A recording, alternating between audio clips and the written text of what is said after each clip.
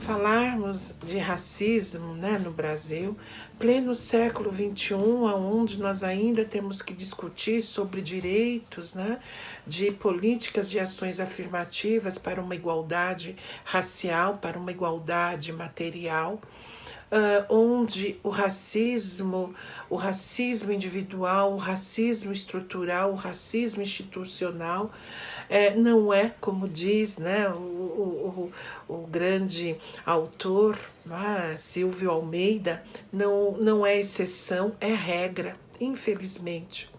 E se nós queremos ter um Estado verdadeiramente democrático, isso só parte de um grande desenvolvimento, e esse desenvolvimento se dá através da igualdade de todos, da possibilidade de uma igualdade de oportunidades e não de privilégios.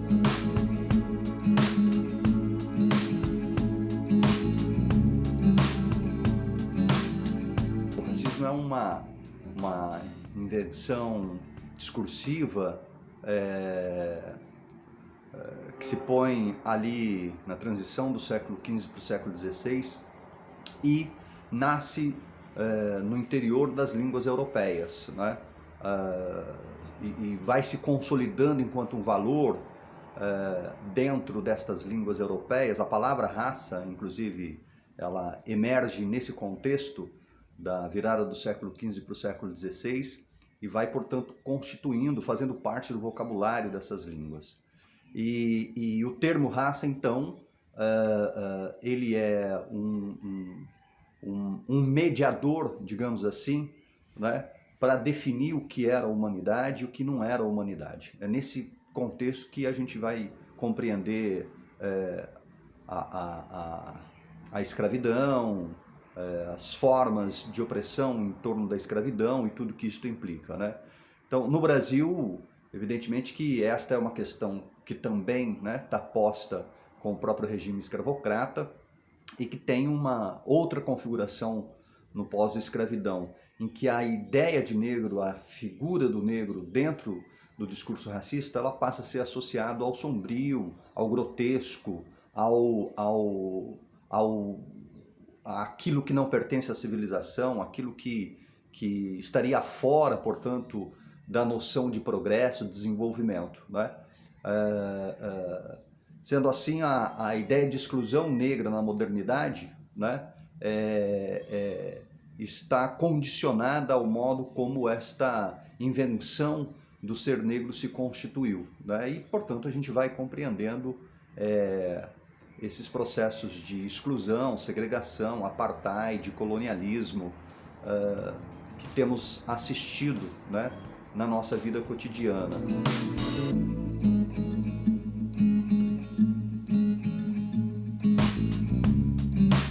O racismo na língua, na linguagem, que está muito fortemente presente, até em expressões com que a gente se refere a diferentes etnias, por exemplo, termos como negrinho, tição, crioulo, mulata assanhada, na forma como na frequência com que a gente usa provérbios, ditados, que são ofensivos e injuriosos, como preto quando não faz na entrada, faz na saída, e assim por diante. Então, seja no caso dessas palavras, seja no caso das expressões, seja no caso das formas de falar sobre as questões de raça e de etnia, o racismo está muito fortemente presente, sim, no cotidiano do brasileiro. E, como em todo caso de racismo, o que está em jogo é uma forma de diminuir o outro, de discriminá-lo socialmente e de segregá-lo, ao lado de coisas como salários menores, restrições ao acesso à saúde, à cultura, à educação.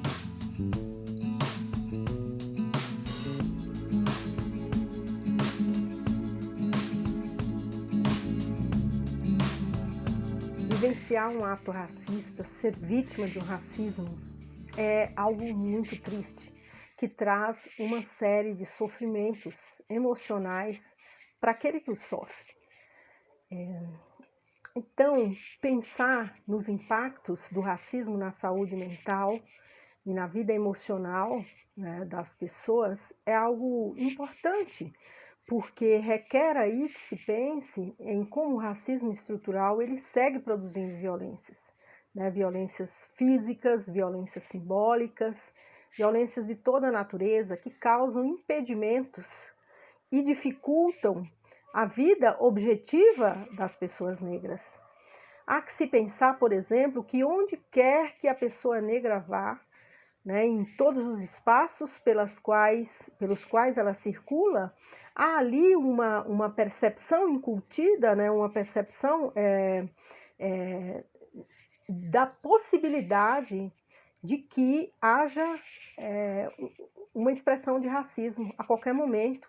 Então, viver sob a égide desse medo, do medo de que a qualquer momento ela poderá ser vítima de um racismo, faz com que em fila de supermercado, em um espaço socioocupacional, uma universidade, uma escola, no banco, no fórum, no serviço público de saúde, etc. Não importa.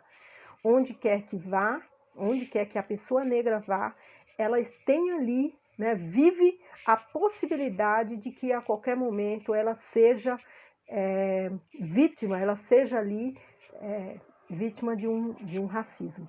Então, isso provoca um medo, né? Isso provoca uma ansiedade, está ali alerta, né? Pensando em estratégias de como lidar com esse racismo, é algo que provoca uma série de sofrimentos, impacta na saúde mental, traz dificuldade para a vida cotidiana, objetiva da pessoa e traz também sofrimentos que irão marcar a sua existência como um todo.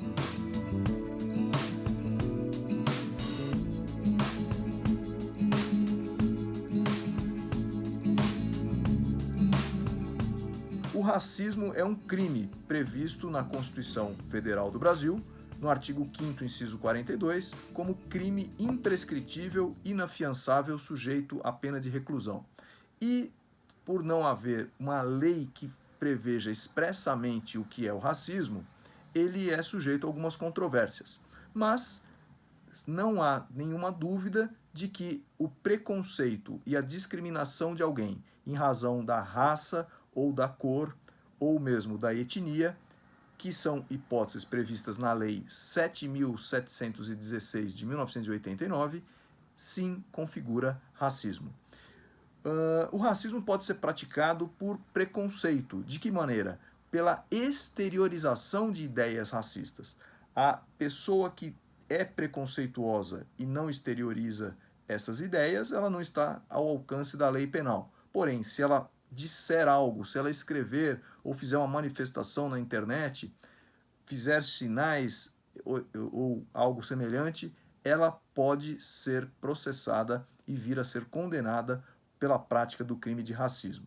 Também é racismo a conduta daquele que discrimina, que impede o acesso de alguém a um restaurante em razão da sua raça, da sua cor, ou mesmo nega emprego a alguém por ser a pessoa pertencente a uma determinada raça ou por ser de determinada cor, e, consequentemente, essas condutas são estabelecidas enquanto artigos da Lei 7.716. É importante a gente diferenciar o racismo da injúria qualificada, que é um outro delito que por vezes pode parecer semelhante, mas a injúria qualificada é prevista no Código Penal, não naquela Lei 7.716. Ele é previsto no artigo 140, parágrafo 3º do Código Penal, e ali se caracteriza pela ofensa à honra subjetiva de alguém. Então, no racismo, pode ser verificada uma ofensa a todo um grupo de pessoas, a toda a raça negra, por exemplo,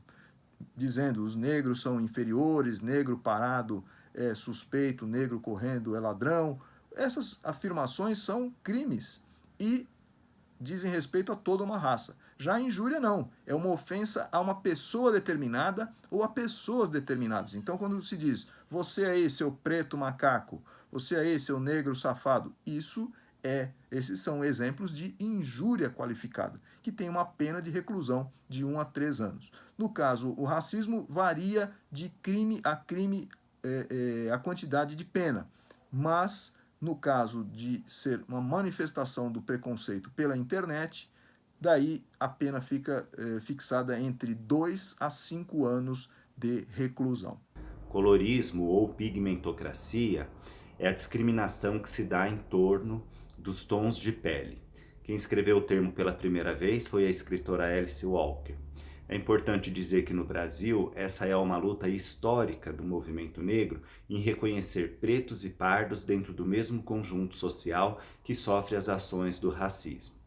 Vale dizer também que no Brasil essa é uma luta importante porque, como bem nos ensinou o professor Abdias do Nascimento, nós vivemos sobre o mito da democracia racial. É importante dizer, sem querer classificar as opressões, que pessoas de pele clara também sofrem as ações perversas do racismo. Enquanto negros estão sendo mortos, pardos estão nas cadeias, como bem nos ensinou a intelectual baiana Carla Cotirene. É importante pensar que pessoas negras da pele clara também nunca ascendem a determinados lugares em razão dos privilégios da branquitude. Vale dizer que essa pessoa, ainda que ela não seja retinta, que ela não tenha uma pele escura, ela será reconhecida pelos seus traços, que pode se dar pelo cabelo crespo, cacheado, pelo nariz arredondado e assim por diante. Eu sou negro e, apesar de estar estampado na minha pele, foi muito comum eu ouvir comentários do tipo, mas você não é tão negro assim, você não é tão preto assim, você nem é negro, você é moreno, ou você é pardo. E como se isso fosse me colocar em alguma posição de privilégio. A gente sabe bem que não é assim. Privilégio nesse país são para as pessoas brancas. São elas que estão ocupando os principais cargos de poder no país, seja na esfera pública, seja na esfera privada. Na PUC São Paulo não é diferente. Isso acontece também. A universidade é um reflexo da sociedade. Eu estou aqui há 20 anos, fui aluno da graduação, aluno do mestrado, aluno dos cursos de extensão. Em todos esses âmbitos eu vi o racismo, às vezes de forma velada, outras nem tanto.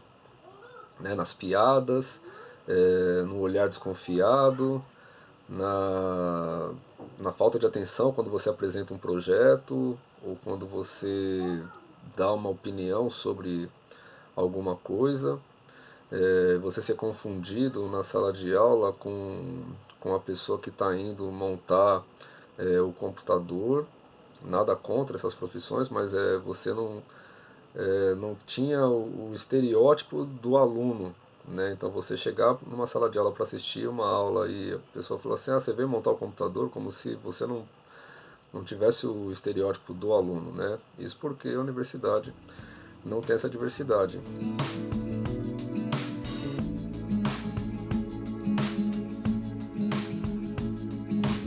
Ser uma mulher preta no Brasil já diz muita coisa. Esse país ele é estruturado pelo racismo, que tem na base de sua estrutura o trabalho da mulher preta. Trabalho subalternizado, precarizado, com pouco ou nenhum direito trabalhista.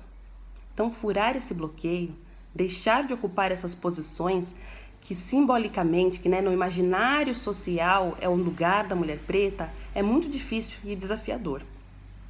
Eu sou neta de 2 mulheres pretas muito potentes, trabalhadoras domésticas e que tinham na educação, que acreditavam que a educação era um caminho para a transformação da realidade de suas famílias. Elas criaram meu pai e minha mãe com esses valores, que criaram a mim e as minhas irmãs com essa ideia. Hoje eu sou psicóloga, mestre em psicologia social e atualmente doutoranda do programa de psicologia social no Núcleo de Trabalho e Ação Social da PUC. Quando a gente pensa na graduação, na pós-graduação, nos postos de trabalho, de tomada de decisão, de liderança, as mulheres pretas não estão nesse lugar.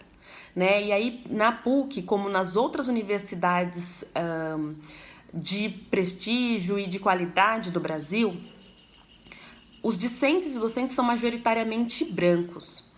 E aí é preciso problematizar isso, né? E a importância de mulheres pretas estarem ocupando esse lugar para torná-lo mais diverso, mais plural e para trazer a discussão, né, de temáticas decoloniais, da importância da gente pensar a partir de outras perspectivas.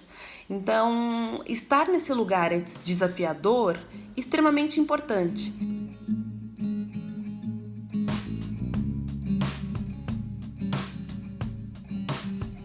Numa universidade como a PUC São Paulo, que é privada, né, privada no sentido de que a presença do aluno na universidade depende da capacidade dele ou da família dele de mantê-lo, ele só será combatido com políticas de acesso no primeiro momento. E é por isso que a PUC São Paulo hoje tem 20% a 25% dos seus estudantes são estudantes bolsistas de demanda social.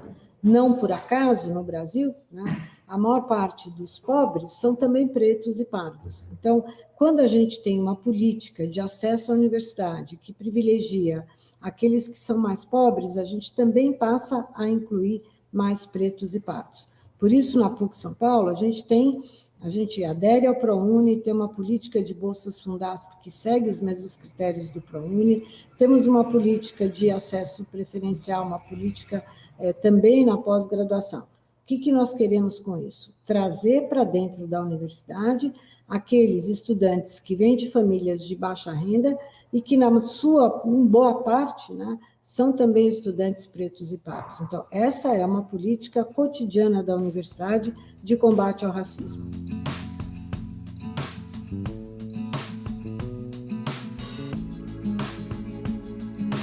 Faço parte da gestão do Centro Acadêmico 22 de Agosto, sou uma das membros fundadoras da Articulação Preta, que é o nosso núcleo antirracista, que em linhas gerais significa dizer que nós pensamos toda a atuação antirracista do CA e também promovemos eventos e formações em conjunto com outras instituições e, antes de mais nada, também significa um espaço de acolhimento para os estudantes de direito que, tal como nós, ao adentrar o direito, o entendem como uma das ferramentas de genocídio e marginalização histórica da população negra.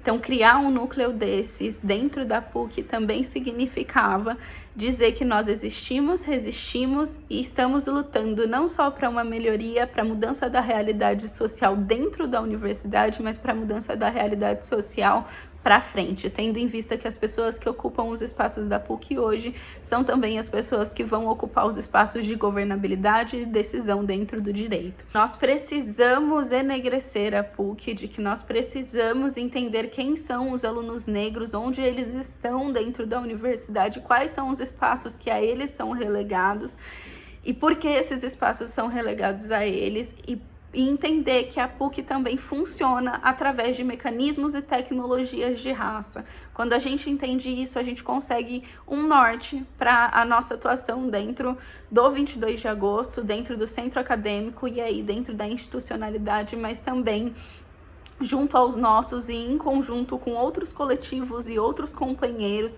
que também estão pensando permanência na universidade.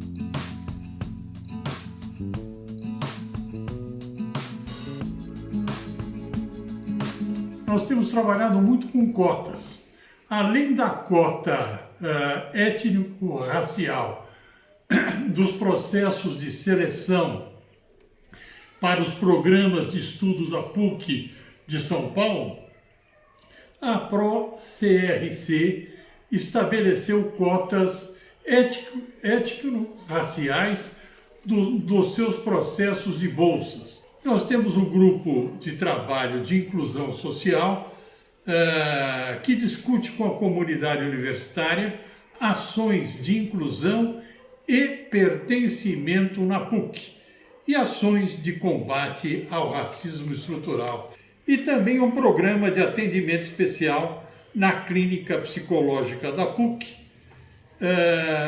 para atender estudantes vítimas de racismo. Outras ações que nós fizemos que enquanto pró-reitoria, que foi a assinatura do Pacto da Inclusão Social de Jovens Negras e Negros no Mercado de Trabalho, pacto assinado pela instituição, e com entusiasmo de poder assumir mais compromissos em relação a essa pauta, a assinatura da própria Magna Carta Universitatum, após a aceitação da postulação da nossa universidade, e mencionar que junto com o Ministério Público tivemos 2 atuações importantes de um processo longo de construção coletiva em rede com muitas organizações, que foi o Fórum contra o Racismo, que tem uma página no Facebook, que faz relevantes discussões relacionadas à inclusão no mercado de trabalho, estimulando as organizações e as empresas, e também a Afropresença, um evento de inclusão social de jovens negras e negros ocorrido em 30 de setembro a 2 de outubro, que reuniu 37 mil jovens participantes dentro da plataforma em mais de 400 eventos, 100 deles nas trilhas sociedade, carreira e mercado, oficinas para os jovens, levantamento de informações, uma atuação que se tornou uma atuação nacional, acessando diversas regiões do país.